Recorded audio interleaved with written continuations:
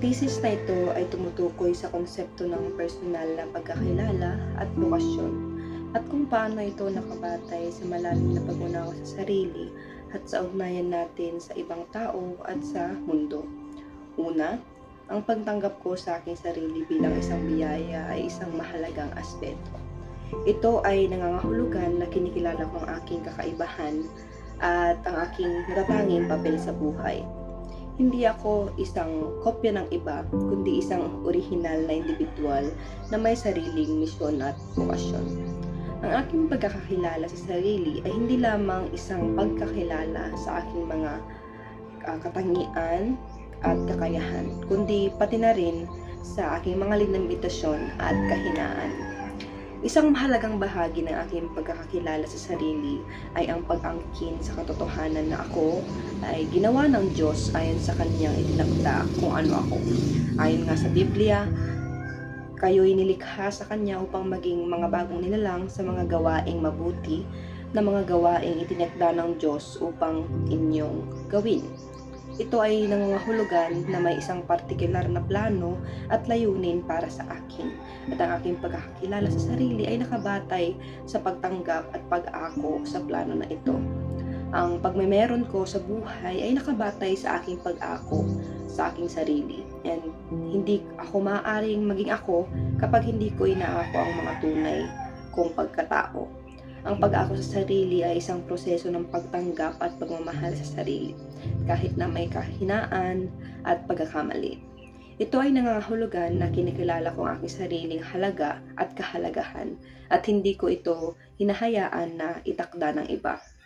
Ang katuparan ko sa buhay ay hindi nagiging ako kapag wala akong malalim na pakikipag-ugnay sa aking sarili.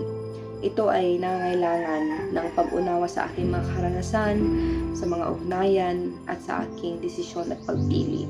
Ang aking katuparan ay hindi isang tuwid na landas, kundi isang gabay sa pamumuhay. Ito ay isang proseso ng paghahanap at pagtuklas, at hindi isang destinasyon na dapat marating.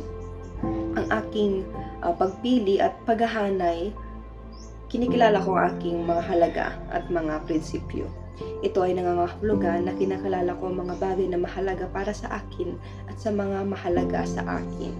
Ang aking pagpili ay hindi lamang isang reaksyon sa mga sitwasyon, kundi isang aktibong proseso ng pagbuo ng aking sariling buhay. At sa paggawa ng mga pagpipili na ito, nananatili akong nakatutok sa plano ng Diyos para sa akin at sa kanyang gabay sa aking buhay.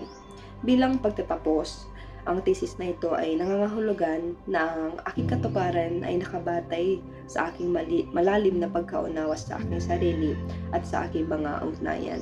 Ito ay isang gabay sa pamumuhay at hindi lamang isang tuwid na landas. Ito ay isang proseso ng paghahanap at pagtutuklas at hindi isang destinasyon na dapat marating. Sa pag-ako ng aking sarili, sa pagtanggap sa plano ng Diyos para sa akin at sa aking mga pagpili. Matatagpuan ko ang aking sarili, ang aking bokasyon at ang aking kaligayahan.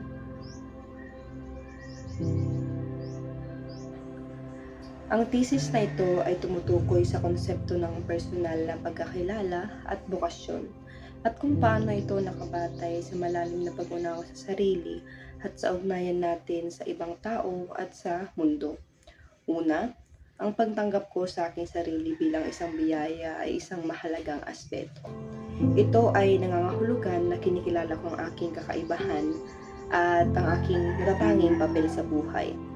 Hindi ako isang kopya ng iba, kundi isang orihinal na individual na may sariling misyon at bokasyon. Ang aking pagkakakilala sa sarili ay hindi lamang isang pagkakilala sa aking mga katangian at kakayahan, kundi pati na rin sa aking mga limitasyon at kahinaan. Isang mahalagang bahagi ng aking pagkakakilala sa sarili ay ang pag-angkin sa katotohanan na ako ay ginawa ng Diyos ayon sa kanyang itinakda kung ano ako. Ayon nga sa Biblia, kayo'y nilikha sa kanya upang maging mga bagong nilalang sa mga gawaing mabuti na mga gawaing itinakda ng Diyos upang inyong gawin. Ito ay nangangahulugan na may isang partikular na plano at layunin para sa akin. At ang aking pagkakakilala sa sarili ay nakabatay sa pagtanggap at pag-ako sa plano na ito. Ang pagmemeron ko sa buhay ay nakabatay sa aking pag-ako sa aking sarili. And hindi ako maaaring maging ako kapag hindi ko inaako ang mga tunay kong pagkatao. Ang pag-ako sa sarili ay isang proseso ng pagtanggap at pagmamahal sa sarili, kahit na may kahinaan at pagkakamali. Ito ay nangangahulugan na kinikilala ko ang aking sariling halaga at kahalagahan, at hindi ko ito hinahayaan na itakda ng iba. Ang katuparan ko sa buhay ay hindi nagiging ako kapag wala akong malalim na pakikipag-ugnay sa aking sarili. Ito ay nangangailangan ng pag-unawa sa aking mga karanasan, sa mga ugnayan, at sa aking desisyon at pagpili. Ang aking katuparan ay hindi isang tuwid na landas, kundi isang gabay sa pamumuhay. Ito ay isang proseso ng paghahanap at pagtuklas, at hindi isang destinasyon na dapat marating. Ang aking pagpili at paghahanay, kinikilala ko ang aking mga halaga at mga prinsipyo. Ito ay nangangahulugan na kinakilala ko ang mga bagay na mahalaga para sa akin at sa mga mahalaga sa akin. Ang aking pagpili ay hindi lamang isang reaksyon sa mga sitwasyon, kundi isang aktibong proseso ng pagbuo ng aking sariling buhay. At sa paggawa ng mga pagpipili na ito, nananatili akong nakatutok sa plano ng Diyos para sa akin at sa kanyang gabay sa aking buhay. Bilang pagtatapos, ang thesis na ito ay nangangahulugan na ang aking katuparan ay nakabatay sa aking malalim na pagkaunawa sa aking sarili at sa aking mga ugnayan. Ito ay isang gabay sa pamumuhay at hindi lamang isang tuwid na landas. Ito ay isang proseso ng paghahanap at pagtutuklas at hindi isang destinasyon na dapat marating. Sa pag-ako ng aking sarili, sa pagtanggap sa plano ng Diyos para sa akin at sa aking mga pagpili, matatagpuan ko ang aking sarili, ang aking bukasyon at ang aking kaligayahan.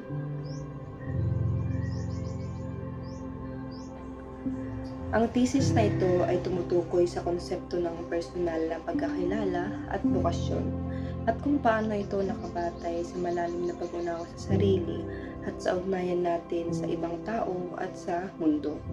Una, ang pagtanggap ko sa aking sarili bilang isang biyaya ay isang mahalagang aspeto. Ito ay nangangahulugan na kinikilala ko ang aking kakaibahan at ang aking natatanging papel sa buhay. Hindi ako isang kopya ng iba, kundi isang orihinal na individual na may sariling misyon at bukasyon. Ang aking pagkakakilala sa sarili ay hindi lamang isang pagkakilala sa aking mga katangian at kakayahan, kundi pati na rin sa aking mga limitasyon at kahinaan. Isang mahalagang bahagi ng aking pagkakakilala sa sarili ay ang pag-angkin sa katotohanan na ako ay ginawa ng Diyos ayon sa kanyang itinakda kung ano ako. Ayon nga sa Biblia, kayo'y nilikha sa kanya upang maging mga bagong nilalang sa mga gawaing mabuti na mga gawaing itinakda ng Diyos upang inyong gawin. Ito ay nangangahulugan na may isang partikular na plano at layunin para sa akin, at ang aking pagkakakilala sa sarili ay nakabatay sa pagtanggap at pag-ako sa plano na ito. Ang pagmemeron ko sa buhay ay nakabatay sa aking pag-ako sa aking sarili, and hindi ako maaaring maging ako kapag hindi ko inaako ang mga tunay kong pagkatao. Ang pag-ako sa sarili ay isang proseso ng pagtanggap at pagmamahal sa sarili, kahit na may kahinaan at pagkakamali. Ito ay nangangahulugan na kinikilala ko ang aking sariling halaga at kahalagahan, at hindi ko ito hinahayaan na itakda ng iba. Ang katuparan ko sa buhay ay hindi nagiging ako kapag wala akong malalim na pakikipag-ugnay sa aking sarili. Ito ay nangangailangan ng pag-unawa sa aking mga karanasan, sa mga ugnayan, at sa aking desisyon at pagpili. Ang aking katuparan ay hindi isang tuwid na landas, kundi isang gabay sa pamumuhay. Ito ay isang proseso ng paghahanap at pagtuklas, at hindi isang destinasyon na dapat marating. Ang aking pagpili at paghahanay, kinikilala ko ang aking mga halaga at mga prinsipyo. Ito ay nangangahulugan na kinakalala ko ang mga bagay na mahalaga para sa akin at sa mga mahalaga sa akin.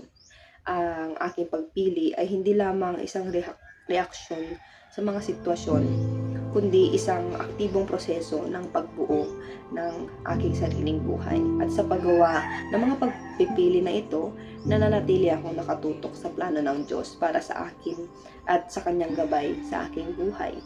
Bilang pagtatapos, ang thesis na ito ay nangangahulugan na ang aking katuparan ay nakabatay sa aking malalim na pagkaunawa sa aking sarili at sa aking mga ugnayan. Ito ay isang gabay sa pamumuhay at hindi lamang isang tuwid na landas.